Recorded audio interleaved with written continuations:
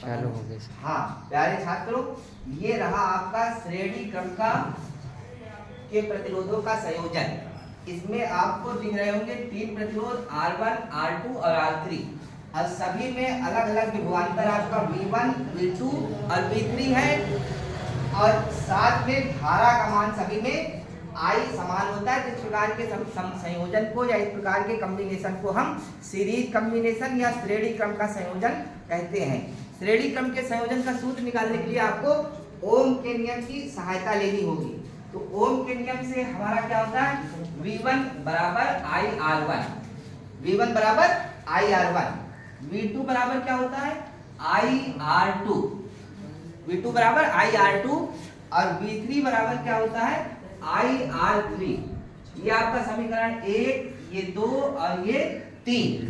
इन समीकरणों को हम क्या करते हैं, जोड़ने पर समीकरण 1, 2 व 3 को जोड़ने पर हमें क्या प्राप्त होता है, देखो ये होता है V1 plus V2 plus V3 बराबर I हम कॉमन ले लेते हैं।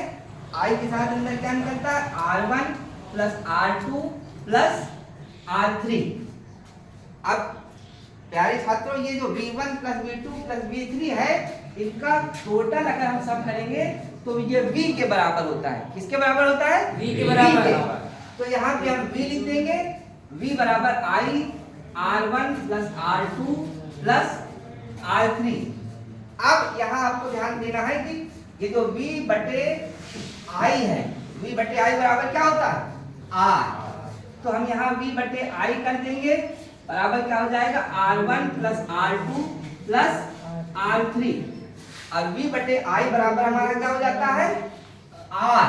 V बटे I बराबर क्या हो जाता है R। तो हम यहाँ लिख देंगे R बराबर R1 plus R2 plus R3, R1 plus R2 plus R3। ये हमारा सीरीज कॉम्बिनेशन का फार्मूला है, जिसमें तीनों प्रतिरोधों को हम एक साथ जोड़ देते हैं और कुल संयोजन हमारा प्राप्त होता है। Thank for watching this video. अगर अच्छा लगे तो लाइक शेयर सब्सक्राइब कर देना, कोई बात नहीं। थैंक्स।